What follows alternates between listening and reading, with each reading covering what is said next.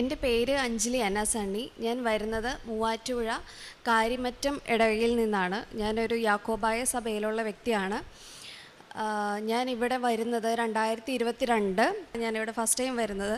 ഞാനും എൻ്റെ ഒരു ഫ്രണ്ടും കൂട്ടുകാരിയും കൂടിയാണ് വരുന്നത്. ജസ്റ്റ് എല്ലാവരും പറഞ്ഞു, ഇവിടെ എല്ലാവരും പറയുന്നത് കേട്ടിട്ടുണ്ട്, കൃപാസനത്തിൽ വന്നാൽ നമുക്ക് ഒരുപാട് അനുഗ്രഹം കിട്ടും, നമ്മുടെ ആഗ്രഹങ്ങൾ സാധിക്കും എന്ന്. പക്ഷേ ഞാനും ഫ്രണ്ടും കൂടെ ജസ്റ്റ് വന്നു, പ്രാർത്ഥിച്ചു, പോയി. പിന്നീടും ഒരു ദിവസം എനിക്ക് ഇങ്ങോട്ട് വരാനായിട്ടുള്ള ഒരു ഇത് വന്നു പിന്നെയും പ്രാർത്ഥിച്ചിട്ട് പോയി. പക്ഷേ എനിക്കൊരു ഉടമ്പടി എടുക്കാനുള്ള ഒരു ധൈര്യമാണോ അതിനുള്ളൊരു ഓപ്ഷനൊന്നും എനിക്ക് അതിൻ്റെ ആവശ്യമില്ല എന്നുള്ളൊരു മൈൻഡിൽ ഇരുന്നു. 2023 ഞാൻ ഒരു ഹോസ്പിറ്റലിൽ വർക്ക് ചെയ്യുമായിരുന്നു. 2023 ജൂലൈയിൽ ഞാൻ റിസൈൻ ചെയ്തു. ശേഷം ഞാനൊരു PTA കോഴ്സ് അല്ലെങ്കിൽ IELTS എന്തെങ്കിലും പഠിക്കാമെന്നുള്ള രീതിയിൽ റിസൈൻ ചെയ്തിട്ടിരുന്നു. ഒരു 6 മാസക്കാലം ഞാൻ PTA ട്രൈ ചെയ്തു. പിന്നീട് 2023 ഞാനൊരു PTAയുടെ എക്സാം എഴുതി. പക്ഷേ എനിക്ക് ഞാൻ പ്രതീക്ഷിച്ച രീതിയിൽ എനിക്ക് സ്കോർ ഏൺ ചെയ്യാൻ പറ്റിയില്ല. ഞാൻ 2023 മെയ് 16 ഇവിടെ വന്ന് ഉടമ്പടി എടുത്തു. ഞാൻ ഫസ്റ്റ് നിയോഗം വെച്ചത് എനിക്ക് PTA സ്കോർ ചെയ്യണം. പിന്നെ എനിക്ക് ന്യൂസിലാൻഡാണ് എൻ്റെ ഒരു ഡ്രീം കൺട്രി. അവിടേക്ക് എനിക്ക് അപ്ലൈ ചെയ്ത് എനിക്ക് ഫാമിലി ആയിട്ട് അങ്ങോട്ട് പോകണം. എന്തെങ്കിലും ഒരു 1 ഇയർ കോഴ്സ് ആണെങ്കിലും UG കോഴ്സ് എടുത്താണെങ്കിലും പോകണം എന്നുള്ളൊരു മൈൻഡിലായിരുന്നു വന്നത്. കിട്ടിയാൽ കിട്ടി എന്നുള്ളൊരു സിറ്റുവേഷനായിരുന്നു. ശേഷം ഞാൻ ഇവിടെ വന്ന് ഉടമ്പടി എടുത്ത് പിറ്റേന്ന് മുതൽ അതുവരെ എനിക്ക് ന്യൂസിലൻഡാണ് എൻ്റെ മനസ്സിൽ മൊത്തം. പിന്നെ എനിക്കൊരു ശ്വാസമുട്ടുണ്ട്. അത് എങ്ങനെയൊക്കെ എന്താകും, അവിടെ ചെന്ന് കഴിഞ്ഞാൽ തണുപ്പാണല്ലോ, എനിക്ക് ശ്വാസമുട്ട് എന്ത് ചെയ്യും എന്നുള്ളൊരു ഇത്. എന്നാലും ഇവിടെ ഞാൻ ഉടമ്പടി എടുത്തു, എന്തായാലും എനിക്കത് മാറ്റി തരും എന്നുള്ളൊരു പ്രതീക്ഷയിൽ ഇരുന്നു. പക്ഷേ എനിക്ക് ന്യൂസിലൻഡ് എന്നുള്ള ഇത് എൻ്റെ മനസ്സിൽ നിന്ന് അപ്പാടെ പോയി. ഞാൻ ഫസ്റ്റ് ഉടമ്പടിയിൽ വെച്ചത് ന്യൂസിലൻഡിൽ പോകണം, സ്കോർ കിട്ടണം എന്നായിരുന്നു. പിന്നെ എനിക്ക് എൻ്റെ മനസ്സിൽ നിന്ന് ആ ഒരു കൺട്രി പോയി. ഒരു സെപ്റ്റംബർ ആയപ്പോഴത്തേക്കും ഞാൻ വേറൊരു കൺട്രി ചൂസ് ചെയ്തു, ഒരു മാൾട്ട ചൂസ് ചെയ്തു, ഒരു UG കോഴ്സ് എടുക്കാനായിട്ട്. ഞാനത് അപ്ലൈ ചെയ്തു. ഡിസംബറിൽ ഇവിടെ വന്ന് വീണ്ടും പുതുക്കി. അതിൻ്റെ ഇടയ്ക്ക് ഞാൻ ഒരു പുതുക്കൽ ഉണ്ടായിരുന്നു, ഞാനത് പുതുക്കിയില്ല, വരാനുള്ളൊരു ഇൻട്രസ്റ്റും ഉണ്ടായിരുന്നില്ല. ഡിസംബറിൽ വന്നു പുതുക്കി. ജാനുവരി 20 എനിക്ക് റെഫ്യൂസ് വന്നു. പക്ഷേ അതുവരെ ഞാൻ നല്ല രീതിയിൽ പ്രാർത്ഥിക്കുന്നുണ്ടായിരുന്നു. പ്രാർത്ഥിച്ചു, ഉടമ്പടി എടുത്തിട്ടുണ്ടല്ലോ, എന്തായാലും കിട്ടും, കിട്ടാണ്ട് ഇരിക്കത്തില്ല എന്നുള്ളൊരു കോൺഫിഡൻസിൽ ഞാൻ നടന്നു. പക്ഷേ ജാനുവരി 20 എനിക്ക് റെഫ്യൂസാണ് വന്നത്. റിജക്ഷൻ വന്നതുകൊണ്ട് ഞാൻ പ്രാർത്ഥിച്ചു, മാതാവേ, ഇൻ കേസ് എനിക്ക് കിട്ടിയില്ല, എനിക്ക് വിസ വന്നില്ല എങ്കിൽ എനിക്ക് അതൊന്ന് തരണം ചെയ്യാനുള്ളൊരു ധൈര്യം എനിക്ക് തന്നെ. ഞാൻ ചെറിയൊരു കാര്യത്തിന് പോലും വളരെ വീക്കാവുന്ന ഒരു വ്യക്തിയാണ്. ഇൻ കേസ് ആരെങ്കിലും എന്തെങ്കിലും പറഞ്ഞാൽ തന്നെ ഞാൻ ഭയങ്കരമായിട്ട് ഡൗൺ ആയിപ്പോവും. അതും ദിവസങ്ങൾ, ആഴ്ചകൾ എടുക്കും. എനിക്കൊരു കോൺഫിഡൻസ് ഇല്ലാത്തൊരു വ്യക്തിയായിരുന്നു ഞാൻ. പിന്നീട് ഞാൻ റിജക്ഷൻ വന്നു. പിന്നീട് ഒരു 3 മാസം കഴിഞ്ഞപ്പോൾ ഞാൻ വെറുതെ, ഹസ്ബൻഡ് പറഞ്ഞുകൊണ്ട് വെറുതെ ഒന്ന് ഞാൻ വീണ്ടും അപ്ലൈ ചെയ്തു. അപ്പോൾ ഞാൻ എൻ്റെ ഈ പാസ്പോർട്ട് ഞാൻ April 7 ഞാൻ VFSൽ അപ്ലൈ ചെയ്യാനായിട്ട് ഞാൻ ഈ പാസ്പോർട്ടിൽ തൈലം തേച്ചു, ഉപ്പും ഒരു നുള്ള അതിൻ്റെ അകത്ത് ഇട്ട് എൻ്റെ സർട്ടിഫിക്കറ്റ്സ് എല്ലാം മാതാവിൻ്റെ അടുത്ത് വെച്ച് പ്രാർത്ഥിച്ച് ഒരുങ്ങിയിട്ടാണ് ഞാൻ VFSൽ സബ്മിറ്റ് ചെയ്തത്. പിന്നീട് എനിക്ക് കിട്ടുമെന്നോ എന്നുള്ളൊരു പ്രതീക്ഷയില്ല. ഞാൻ മാതാവിനോട് പ്രാർത്ഥിച്ചു, മാതാവ് എന്താണെങ്കിലും, മാതാവിന് പറ്റുന്നതാണെങ്കിൽ, എനിക്കിത് ആവശ്യമുള്ളതാണെങ്കിൽ മാത്രം തന്നാൽ മതി. പക്ഷേ എനിക്ക് ഇതിനുള്ള ധൈര്യം തന്നെ, ഇൻ കേസ് കിട്ടിയില്ല എന്നുണ്ടെങ്കിൽ എനിക്ക് ആ ഒരു ധൈര്യം തന്നെ, എന്നെ വീക്കാക്കി കളയരുതേ എന്ന് ഞാൻ പ്രാർത്ഥിച്ചു. കഴിഞ്ഞ ആഴ്ച എനിക്ക് എൻ്റെ വിസ വന്നു. അന്ന് ഞാൻ ഭയങ്കര ഹാപ്പിയൊന്നുമല്ല, എനിക്കെന്തോ ഒരു മിറാക്കിൾ സംഭവിച്ചേക്കുന്നതാണ്. ഞാനിവിടെ വന്ന് കഴിഞ്ഞ മാസം ഉടമ്പടി വീണ്ടും പുതുക്കിയിരുന്നു. ഇപ്പോൾ ഫസ്റ്റ് ഞാൻ കൊടുത്തത് ഞങ്ങളുടെ ഏജൻസിയിൽ നിന്ന് 13 പേരുണ്ട്. ഇൻ കേസ് എനിക്ക് റിജക്ഷൻ വരുവാണെങ്കിൽ ഇൻ്റർവ്യൂവിൽ വല്ലതും ആയിരിക്കും എന്നുള്ളൊരു ഇതിൽ ഞാനിരുന്നു. ഞങ്ങളുടെ 13 പേർക്കും 12 പേർക്കും ഇൻ്റർവ്യൂ ഉണ്ടായിരുന്നു. എനിക്ക് മാത്രം ഇൻ്റർവ്യൂ ഉണ്ടായിരുന്നില്ല. അതിൽ 2 പേർക്ക് ഇപ്പോൾ വിസ വന്നു, ബാക്കിയുള്ളവർക്ക് വരുന്നതേ ഉള്ളൂ. എങ്ങനെയാണ് അതിൻ്റെ റിസൾട്ട് എന്ന് അറിയത്തില്ല. ഞാൻ ഇപ്പോഴും വിശ്വസിക്കുന്നത് ഇത് എൻ്റെ ഒരു കഴിവുകൊണ്ടോ ഒന്നുമല്ല. ഞാനിവിടെ വന്ന് പ്രാർത്ഥിച്ചു, മാതാവ് എൻ്റെ കൂടെ ഉണ്ടെന്ന് എനിക്ക് കാണിച്ചു തന്ന ഒരു ചെറിയൊരു ലീഡാണിത്. അപ്പോൾ എനിക്ക് അടുത്ത മാസത്തേക്ക് ഞാൻ ജൂലൈ 3 ഞാൻ പോവുകയാണ് മാൾട്ടയ്ക്ക് ഒരു 1 ഇയർ കോഴ്സ് പഠിക്കാനായിട്ട്. പിന്നെ എനിക്ക് രണ്ടാമത്തെ സാക്ഷി എന്ന് പറയാനായിട്ട് ഉള്ളത് എൻ്റെ അസുഖമാണ്. എനിക്ക് ചെറുപ്പത്തിലൊന്നും ഒരു അസുഖമോ ഒരു ജലദോഷം ചുമ ഒരു ഹോസ്പിറ്റൽ കേസ് പോലും എൻ്റെ ലൈഫിൽ ഉണ്ടായിട്ടില്ല. കല്യാണം കഴിഞ്ഞിട്ട് 7 വർഷമായി, 8 വർഷമായി. അപ്പോൾ കല്യാണം കഴിഞ്ഞ് കൊച്ചുണ്ടായി കഴിഞ്ഞപ്പോൾ മുതൽ ഒരു 2 മാസക്കാലം ഞാൻ കൊച്ചിനൊരു 4 വയസ്സ് വരെ ഞാൻ ഡ്യൂട്ടിക്ക് പോകുന്നുണ്ടായിരുന്നു. ഞാൻ മെഡിക്കൽ റെക്കോർഡ് ടെക്നീഷ്യനാണ്. അപ്പോൾ ആ സമയങ്ങളിലൊന്നും ചെറിയ രീതിയിൽ എനിക്ക് ബ്രീത്തിങ് ഡിഫിക്കൽട്ടീസ് ഉണ്ടായിരുന്നു. പക്ഷെ ഞാനത് മൈൻഡ് ആക്കിയില്ല. റിസൈൻ ചെയ്ത് വീട്ടിലിരുന്ന സമയം ഒരു 2 ആഴ്ച കഴിഞ്ഞപ്പോഴത്തേക്കും എനിക്ക് ഭയങ്കരമായിട്ട് ബ്രീത്ത് എടുക്കാനോ ഒന്നും പറ്റണില്ല. രാത്രി ഉറങ്ങാൻ പറ്റുന്നില്ല. ആഴ്ചകളായിട്ട് ഞാൻ ഉറങ്ങുന്നില്ല. ഹസ്ബൻഡും കുഞ്ഞും ഉറങ്ങുമ്പോൾ ഞാൻ അവരെ നോക്കി കരയുമായിരുന്നു, എനിക്കൊന്നും ഉറങ്ങാൻ പറ്റണില്ലല്ലോ എന്നുള്ള കാര്യം. പിന്നീട് ഞാൻ ഹസ്ബൻഡ് ഫോണിൽ നോക്കി എക്സസൈസ് കാണിക്കും O2 കൂടാനായിട്ട്. അതൊന്നും എനിക്ക് വർക്കാവുന്നില്ല. ഹോമിയോ എല്ലായിടത്തും മെഡിസിൻസൊക്കെ കഴിച്ചു. ലാസ്റ്റ് ഞാനൊരു ഹോസ്പിറ്റലിൽ പോയി. എങ്കിലും അവരെന്നോട് പറഞ്ഞത് ലൈഫ് ലോങ് ഇൻഹെയിലർ കയ്യിൽ നിന്ന് എടുക്കരുത്, എവിടെ പോയാലും ഇൻഹെയിലർ നമുക്ക് വേണം, ഇല്ലാണ്ട് പറ്റില്ല അഞ്ജലി എന്നാണ് പറഞ്ഞത്. ഞാൻ പിന്നെ പ്രാർത്ഥിച്ച് തൈലവും ഉപ്പും രാത്രി ദിവസവും കിടക്കാൻ നേരത്തെ ശ്വാസമുട്ടിൻ്റെ കാര്യം ഓർക്കുമ്പോൾ തന്നെ പേടിയാവുന്നു എന്ന് ഓർത്ത് ഞാൻ ഉപ്പ് എപ്പോഴും കഴിക്കുമായിരുന്നു. പ്രാർത്ഥിച്ചൊരുങ്ങി അത് ഒരു നുള്ളു ഉപ്പ് കഴിക്കും, തൈലം പൂശും, നെറ്റിയിൽ കുരിശ് വരയ്ക്കും. എനിക്ക് എൻ്റെ ചെസ്റ്റിൻ്റെ അവിടെ ഞാൻ കുരിശ് വെച്ചിട്ടാണ് കിടക്കുന്നത്. എപ്പോഴോ എങ്ങനെയാ ഒന്നൊന്നും അറിയത്തില്ല. ഒരു 2.5 വർഷക്കാലമായി അതിനുള്ളിൽ എനിക്ക് ഇതുവരെയായിട്ടും ഉടമ്പടി എടുത്തതിന് ശേഷം ഇതുവരെയായിട്ടും എനിക്ക് ബ്രീത്തിങ്ങിൻ്റെ ഒരു പ്രശ്നവും ഇല്ല. അപ്പോൾ എനിക്കിപ്പോൾ മാതാവ് ഇൻ കേസ് ഞാൻ അന്ന് ഇനി ന്യൂസിലാൻഡിന് എല്ലാം ആയി കഴിഞ്ഞ് ഞാൻ പോയായിരുന്നെങ്കിൽ ചിലപ്പോൾ എനിക്ക് ഇതൊന്നും പറ്റത്തില്ലായിരുന്നു. അപ്പോൾ എല്ലാം എനിക്ക് മാതാവ് ഓരോ സാഹചര്യത്തിലും എൻ്റെ എല്ലാം മാറ്റി എൻ്റെ ശ്വാസമുട്ടിൻ്റെ എല്ലാ കാര്യങ്ങളും എനിക്ക് റിക്കവറാക്കി എനിക്ക് തന്നു. അതേപോലെ എനിക്ക് ഞാൻ ഉപ്പും തൈലും ഡെയിലി യൂസ് ചെയ്യും. പ്രാർത്ഥിച്ച് ഒരുങ്ങി അത് ഞാൻ രാവിലെ ആണെങ്കിലും വൈകുന്നേരം ആണെങ്കിലും കുഞ്ഞിനെ സ്കൂളിൽ വിടുമ്പോഴാണെങ്കിലും അവന് ഞാൻ നെറ്റിയിലും തലയിലും 2 ചെവിയിലും നാക്കിലും ഈവൻ കൈയുടെ ഉള്ളം കൈയിൽ വരെ ഞാൻ പ്രാർത്ഥിച്ച് കുരിശ് വരച്ച് തൈലം തൊട്ട് കുരിശ് വരച്ച് പ്രാർത്ഥിച്ചിട്ടാണ് ഞാൻ അവനെ വിടുന്നത്. പിന്നെ എൻ്റെ ലൈഫിൽ എനിക്ക് വന്ന ഒരു ചേഞ്ച് ഉടമ്പടി എടുത്തതിന് ശേഷം ഞാൻ കണ്ടിന്യൂസ് അല്ലെങ്കിൽ പള്ളിയിൽ എനിക്ക് പോകാൻ ഇൻട്രസ്റ്റ് ഇല്ലാത്തൊരു വ്യക്തിയാണ്. പോകും വരും അത്രയേ ഉള്ളൂ, അതും സൺഡേസിൽ മാത്രം. പക്ഷെ ഞാൻ ഈ ഒരു വർഷക്കാലമായിട്ട് എനിക്ക് പോകാൻ ഭയങ്കര ഇൻട്രസ്റ്റാണ്.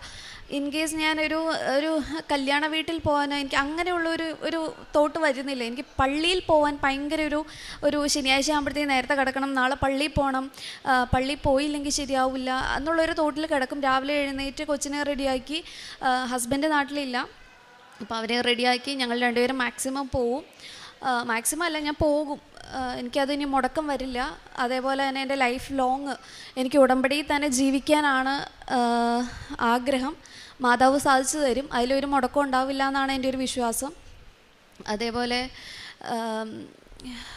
ഇനി എനിക്കിപ്പോൾ അവിടെ ചെന്നാലും എൻ്റെ ഹെൽത്തിൻ്റെ ആണെങ്കിലും എല്ലാ കാര്യങ്ങൾക്കും അമ്മ മാതാവ് കൂടെ ഉണ്ടാവും എന്നുള്ളൊരു പൂർണ്ണ വിശ്വാസമുണ്ട്.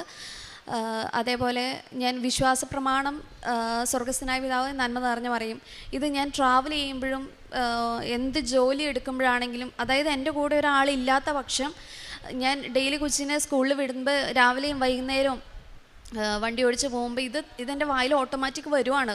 അതേപോലെ തന്നെ എൻ്റെ 7 വയസ്സുള്ള കുഞ്ഞും ഇത് തന്നെ. ഞങ്ങൾ യാക്കോബായ സഭയിലുള്ള ആളായതുകൊണ്ട് ഞങ്ങൾക്ക് ഇതിനെ പ്രാർത്ഥനകൾ വലിയ ഇതറിയത്തില്ല. എങ്കിലും ആ അവൻ ഞാൻ ഡെയിലി പ്രാർത്ഥിക്കുന്നത് പോലെ അവനും അത് എൻ്റെ കൂടെ പ്രാർത്ഥിക്കുന്നുണ്ട്. പള്ളിയിൽ പോകുമ്പോഴും സ്കൂളിൽ പോകുമ്പോഴും ഈവൻ ടൗണിലേക്ക് ഇറങ്ങുമ്പോഴും എല്ലാ കാര്യത്തിനും എവിടെ പോയാലും അത് ഞങ്ങൾ പ്രേ ചെയ്യും. എൻ്റെ ഒരു 7 വർഷത്തെ ഒരു ആഗ്രഹം തന്നെയായിരുന്നു എനിക്ക് യൂറോപ്പിലേക്ക് പോകാനുള്ള ഒരു ആഗ്രഹം. 7 വർഷത്തിലധികം ഉണ്ട്. പക്ഷേ എനിക്ക് അത് സാധിക്കുമോയെന്നൊന്നും എനിക്കറിയില്ലായിരുന്നു. ഞാൻ ജസ്റ്റ് ഇവിടെ വന്ന് കിട്ടുവാണെങ്കിൽ കിട്ടട്ടെ എന്നുള്ള രീതിയിലാണ് ഞാൻ ഇവിടെ തുടക്കം വന്നത്. പക്ഷേ എനിക്കതൊരു 6 മാസത്തെ കാലം എനിക്ക് ചിന്തിക്കാനുള്ള മാതാവിന് ചിന്തിക്കാനാണോ എന്നെ ചിന്തിപ്പിക്കാനാണോ എന്ന് എനിക്ക് അറിയത്തില്ല. എനിക്ക് ഒന്ന് റിക്കവർ ആവാനുള്ള ഒരു ടൈമായിരുന്നു ഒരു 3.5, 4, 5 മാസക്കാലം. അതെനിക്ക് നല്ല രീതിയിൽ മനസ്സിലായി. പിന്നെ പിന്നീട് ഞാൻ പ്രേക്ഷിത പ്രവർത്തനങ്ങളൊക്കെ ആയിട്ട് ഞാൻ പള്ളികളിൽ പോകുമ്പോൾ ഒരു 5 പൊതിയിൽ ഒരു 4 പൊതിയെങ്കിലും എൻ്റെ കയ്യിലുണ്ടാവും. അത് ഞാൻ അവിടെയുള്ള പാവപ്പെട്ട ഈ ഫിഷ് യാചിക്കുന്നവർക്ക് ഞാൻ ഫുഡ് കൊടുക്കും. അതേപോലെ എൻ്റെ അടുത്ത് ആര് വരുന്നോ, എന്തെങ്കിലും ബുദ്ധിമുട്ടുണ്ട് അല്ലെങ്കിൽ ഒരു മരുന്ന് മേടിക്കാനോ എന്തെങ്കിലും ഉണ്ടെങ്കിൽ എൻ്റെ കയ്യിലുള്ള പൈസ ഞാൻ അവർക്കത് ഷെയർ ചെയ്ത് കൊടുക്കും. എന്താണെന്ന് വെച്ചാൽ ചെയ്ത് ഫുഡ് കഴിച്ചോ എന്നും പറഞ്ഞ് ഞാൻ അത് കൊടുക്കാറുണ്ട്. എനിക്ക് അത്യാവശ്യം നല്ല ദേഷ്യമുള്ളൊരു വ്യക്തിയായിരുന്നു. അതേപോലെ തന്നെ ഞാൻ ഭയങ്കരമായിട്ട് ഞാൻ റിയാക്റ്റും ചെയ്യും. അതേപോലെ ഞാൻ എന്ത് കാര്യത്തിനും ഞാൻ ഭയങ്കരമായിട്ട് പുറകോട്ട് പോകുന്നൊരു വ്യക്തി. എനിക്ക് അതിലൊന്നും ഇൻട്രസ്റ്റ് ഇല്ലാത്ത രീതി. പക്ഷേ എനിക്ക് ഉടമ്പടി എടുത്തതിന് ശേഷം ഞാൻ അത്യാവശ്യം നന്നായിട്ട് നല്ല രീതിയിൽ മറ്റുള്ളവരോട് സംസാരിക്കാൻ ശ്രമിക്കാറുണ്ട്. അതേപോലെ എനിക്കിങ്ങനെ ഞാൻ ഇവിടെ പോയാൽ കിട്ടും എന്നുള്ളൊരു ധൈര്യം മറ്റുള്ളവർക്ക് ചിലപ്പോൾ ഞാനത് ഷെയർ ചെയ്യുമ്പോൾ അവർക്ക് ചിലപ്പോൾ അത് എന്തിനാന്നുള്ളൊരു മൈൻഡിലായിരിക്കും. പക്ഷേ ഞാൻ എന്നിൽ വന്നം എന്നല്ല പറയണേ, അവിടെ ചെന്ന് കഴിഞ്ഞാൽ നിങ്ങൾക്ക് കിട്ടും, അവർക്ക് കൊടുക്കുന്ന ഒരു ധൈര്യം ഞാൻ കൊടുക്കാൻ ശ്രമിക്കാറുണ്ട്. എൻ്റെ വീടിൻ്റെ അടുത്തുള്ളൊരു ചേച്ചിയുടെ കൂടെയാണ് ഞാനിപ്പോൾ വന്നിട്ടുള്ളത്. പക്ഷെ പുള്ളിക്കാരത്തിക്ക് ഇന്നലെ നൈറ്റ് പുള്ളിക്കാരത്തി എൻ്റെ കൂടെ വരാനിരിക്കുമായിരുന്നു. പക്ഷേ വീട്ടിൽ എന്തോ സാഹചര്യം കൊണ്ട് പുള്ളിക്കാരത്തിക്ക് വരാൻ പറ്റിയില്ല. അപ്പോൾ ഞാൻ മാക്സിമം പലരെയും കൊണ്ടുവരാനായിട്ട് ശ്രമിച്ചിട്ടുമുണ്ട്, വരുന്നതുമുണ്ട്. ഇത്രയേറെ അനുഗ്രഹം തന്നെ, അല്ലെങ്കിൽ എന്നെ ഇങ്ങനെ ഒരു നല്ലൊരു തോട്ട്, എനിക്ക് നല്ലൊരു ചിന്ത പോലെ എനിക്ക് തന്ന അമ്മ മാതാവിനും തിരുക്കുമാരനും ഒരുപാട് നന്ദി. പിന്നെ ഞാൻ എൻ്റെ വിസയായിട്ടാണ് വന്നേക്കുന്നത്. അത് ഞാൻ മാതാവിനെ ഒന്ന് കാണിക്കണം എന്ന് എനിക്ക് നല്ല ആഗ്രഹം ഉണ്ടായിരുന്നു. ഞാൻ ഈ യൂട്യൂബിലും മറ്റും ഓരോരുത്തരുടെ സാക്ഷ്യം കേൾക്കുമ്പോൾ ഞാൻ ആഗ്രഹിച്ചിട്ടുണ്ട്, ഞാൻ എന്നായിരിക്കും അമ്മ മാതാവിൻ്റെ അടുത്ത് വന്ന് ഇതുപോലെ എനിക്ക് പറയാനായിട്ട് ആഗ്രഹമുണ്ട്. അമ്മ മാതാവിന് ഇഷ്ടമുണ്ടെങ്കിൽ മാത്രമേ, എന്നോട് ഇച്ചിരിയെങ്കിലും ഇഷ്ടമുണ്ടെങ്കിൽ അതെനിക്ക് സാധിച്ചു തന്ന് എനിക്ക് തരുവാണെങ്കിൽ ഒരുപാട് സന്തോഷമാവും എന്നെൻ്റെ മനസ്സിലെപ്പോഴും ഉണ്ട്. ഞാൻ തന്നെ ചിലപ്പോൾ സാക്ഷ്യം പറയും, പക്ഷെ എനിക്ക് അതിനുള്ളൊരു ഇവിടെ വന്നപ്പോൾ എല്ലാം എൻ്റെ കയ്യിൽ നിന്ന് ഒരു ഇതായിട്ട് എനിക്ക് കിട്ടിയില്ല. പക്ഷെ ഞാൻ സെൽഫായിട്ട് പറയുമ്പോൾ എനിക്ക് നല്ല രീതിക്ക് ഞാൻ മാതാവിനോട് പറയുന്ന ഫീലാണ്. ഇങ്ങനെയൊക്കെയാണോ എന്തെങ്കിലുമൊക്കെ ഇങ്ങനെ ചോദിക്കും. ഞാൻ ഓക്കെ അല്ലേ, എന്നെ ഇനി ഓക്കെ ആക്കില്ലേ, മാതാവ് എനിക്കെന്തൊരു ധൈര്യം ബാക്ക് സപ്പോർട്ടായിട്ട് എനിക്ക് നല്ല രീതിക്ക് തരുന്നതായിട്ട് എനിക്ക് ഫീൽ ചെയ്യാറുണ്ട്. അപ്പോൾ ഒരുപാട് അമ്മ മാതാവിനും തിരുക്കുമാരനും ഒരുപാട് നന്ദി. 89 സങ്കീർത്തനം 21 തിരുവചനം പറയുന്നു, വിശുദ്ധ തൈലം കൊണ്ട് ഞാൻ അവനെ അഭിഷേകം ചെയ്തു, എൻ്റെ കൈ എന്നും അവനോടൊത്തുണ്ടായിരിക്കും, എൻ്റെ ഭുജം അവന് ശക്തി നൽകും, ശത്രു അവനെ തോൽപ്പിക്കുകയില്ല. അഞ്ജലി അന്നയുടെ മനോഹരമായ സാക്ഷി നാം കേൾക്കുകയായിരുന്നു. അഞ്ജലിക്ക് ഇവിടെ വരാനുണ്ടായ കാരണം തനിക്കൊരു സ്റ്റുഡൻറ്റ് വിസ മാൾട്ടയിൽ UG കോഴ്സിന് കിട്ടാൻ വേണ്ടിയായിരുന്നു. താൻ അതിനുവേണ്ടി ഉടമ്പടിയെടുത്ത് പ്രാർത്ഥിച്ചു, അത് പ്രാപിച്ചു കിട്ടിയെന്ന് സാക്ഷ്യപ്പെടുത്തുന്നു. പരിശുദ്ധ അമ്മയോടുള്ള ആ ഒരു സംസർഗത്തിൽ, ഒരു സംഭാഷണത്തിൽ തനിക്കെല്ലാം പരിശുദ്ധ അമ്മ ഈശോ വഴിയായി തനിക്ക് കൊടുക്കുന്നു എന്ന് ഇവിടെ സാക്ഷ്യപ്പെടുത്തുന്നു. സ്നേഹമാണ് എല്ലാത്തിൻ്റെയും ഏറ്റവും വലിയ അടിസ്ഥാനം എന്നാണ് നമുക്ക് ഈ സാക്ഷ്യത്തിൽ നിന്ന് മനസ്സിലാക്കുന്നത്. വിശുദ്ധ പൗലോസ്ലീഹ പറയുന്നത് പോലെ സ്നേഹം ഒരിക്കലും അസൂയപ്പെടുന്നില്ല, സ്നേഹം ദീർഘക്ഷമയുള്ളതാണ്. മനോഹരമായ സ്നേഹകാവ്യം നമുക്ക് വിശുദ്ധ പൗലോസ്ലീഹ കൊറിന്തോസ്കാർക്ക് എഴുതിയ ലേഖനത്തിൽ നമുക്ക് കാണാൻ സാധിക്കും. ഈശോയോടും പരിശുദ്ധാമ്മയോടുള്ള സ്നേഹമാണ് നമുക്കെല്ലാം ലഭിച്ചു. എനിക്ക് ഇപ്പോൾ തന്നെ പറഞ്ഞതുപോലെ എനിക്ക് നല്ല ധൈര്യമാണ്, എനിക്കൊരു ബാക്ക് സപ്പോർട്ട് എനിക്കെപ്പോഴും ഉണ്ട്. ഞാൻ വാഹനത്തിലായിരിക്കുമ്പോൾ അമ്മയോട് സംസാരിക്കും. ഇതൊക്കെ സ്നേഹമുള്ളവരോട് മാത്രം ചെയ്യുന്ന കാര്യങ്ങളാണ്. ഒരു ഇൻറ്റിമസി വന്നപ്പോഴാണ് എനിക്ക് ഇതെല്ലാം സാധ്യമായത്. എനിക്കിനിയൊന്നും ലഭിച്ചാലും ഐ വിൽ ബി ഞാൻ ഒരു സെയിം പേഴ്സൺ ആയിരിക്കും. എനിക്ക് അമ്മയും ഈശോയുമാണ് എൻ്റെ ജീവിതത്തിലെ പ്രയോറിറ്റി എന്ന് ഈ മകൾ ഇവിടെ സാക്ഷ്യപ്പെടുത്തുന്നു.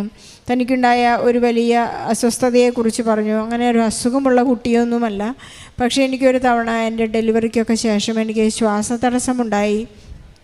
പിന്നെ ഇൻഹേലർ എപ്പോഴും കൂടെ കൊണ്ട് നടക്കണം, ജീവിതത്തിൻ്റെ ഒരു ഭാഗമാക്കണമെന്നായിരുന്നു ഡോക്ടറുടെ അഡ്വൈസ്. പക്ഷേ ഇവിടെ വന്ന് ഉടമ്പടി എടുത്ത് ഉടമ്പടി വസ്തുക്കളുടെ ഉപയോഗം മൂലം തനിക്ക് അതിൻ്റെ പ്യുവർ വളരെ കൃത്യമായി വളരെ പൂർണ്ണമായും സൗഖ്യപ്പെട്ടു എന്ന് സാക്ഷ്യപ്പെടുത്തുന്നു.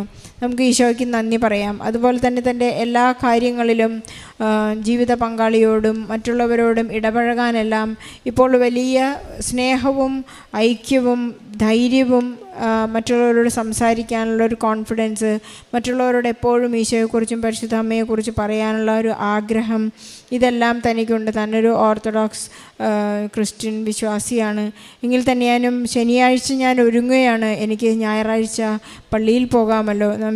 നാം പഴയ നിയമത്തിൽ വായിക്കുന്നുണ്ട്, ജെറുസലേമിലേക്ക് പോകാമെന്ന് പറഞ്ഞപ്പോൾ അവർ സന്തോഷിച്ചു. ഇതൊക്കെ ഇന്നും പഴയ നിയമത്തിലേതുപോലെ തന്നെ ഇന്നും സംഭവിച്ചുകൊണ്ടിരിക്കുകയാണ്. ഞാൻ പള്ളിയിൽ ഈശോയെ കാണാൻ പോകുന്നു എന്ന് ചിന്തിക്കുമ്പോൾ തന്നെ എനിക്ക് ഒരുക്കം തുടങ്ങി, ഞാൻ സന്തോഷിക്കുകയാണ്. നമുക്കെപ്പോഴും ഈശോയെ സ്വീകരിക്കാൻ ഒരുക്കമുള്ളവരായിരിക്കാം. നമുക്കെപ്പോഴും പരിശുദ്ധ അമ്മയോട് ഈശോയെ തരാൻ പറയാം. ഈശോയെ നമുക്ക് തരുന്ന ഏക വ്യക്തി പരിശുദ്ധ അമ്മ മാത്രമാണ്. നമ്മുടെ എല്ലാ ആവശ്യങ്ങളിലും എല്ലാ അനുഗ്രഹങ്ങളിലും ഈശോ നിറഞ്ഞു നിൽക്കണം. നമ്മുടെ എല്ലാ പ്രവൃത്തികളിലും നമുക്ക് ഈശോ വേണം. അതുപോലെ തന്നെ ഈ സഹോദരി പറയുകയായിരുന്നു, നമ്മുടെ ഉടമ്പടി ജീവിതത്തിൻ്റെ ഒരു വലിയ അടയാളമാണ് നാം കാണിക്കുന്നത്. എപ്പോഴും വിശുദ്ധ തൈലം കയ്യിലെടുത്ത് പെരുവിരലിലെടുത്ത് നാം നെറ്റിയിൽ കുരിശ് വരച്ച് വിശ്വാസ പ്രമാണം ചൊല്ലിയാണ് നാം എപ്പോഴും ഉടമ്പടി വസ്തുക്കൾ ആക്ടിവേറ്റ് ചെയ്യേണ്ടത്, നമ്മുടെ ആവശ്യങ്ങൾ പ്രാർത്ഥിക്കേണ്ടത്. അത് ഈ സഹോദരി നമുക്കൊരു എഡ്യൂക്കേഷൻ തരികയാണ്. നാം എപ്പോഴും ഓർത്തിരിക്കേണ്ട കാര്യം, പലപ്പോഴും നാം തൈലം പൂശുന്നത് ഒരു റുട്ടീനായി തീരരുത്. എപ്പോഴും വിശുദ്ധ കുരിശ് വരച്ച് വിശ്വാസം പ്രമാണം ചൊല്ലിക്കൊണ്ടാണ് നാം അത് ചെയ്യേണ്ടതെന്ന് ഈ സഹോദരിയുടെ സാക്ഷ്യത്തിലൂടെ നമ്മൾ ഈശോ ഓർമ്മിപ്പിക്കുന്നു. നമുക്ക് ഇത്ര നല്ല സാക്ഷ്യത്തിനെ പരിശുദ്ധ അമ്മയ്ക്കും ഈശോയ്ക്കും നല്ലൊരു കയ്യടി നൽകി ഈ സാക്ഷ്യം നമുക്ക് സമർപ്പിക്കാം. അത്യപൂർവ ദൈവാനുഭവങ്ങൾ ഇനി നിങ്ങൾക്കും സ്വന്തം. ഈ യൂട്യൂബ് ചാനൽ ഇതുവരെ സബ്സ്ക്രൈബ് ചെയ്തിട്ടില്ലെങ്കിൽ ഇപ്പോൾ തന്നെ സബ്സ്ക്രൈബ് ചെയ്യുക. ഈ വീഡിയോ ഇപ്പോൾ തന്നെ നിങ്ങളുടെ സുഹൃത്തുക്കൾക്ക് ഷെയർ ചെയ്തുകൊണ്ട് കർത്താവിൻ്റെ പ്രേക്ഷിതരാകുക.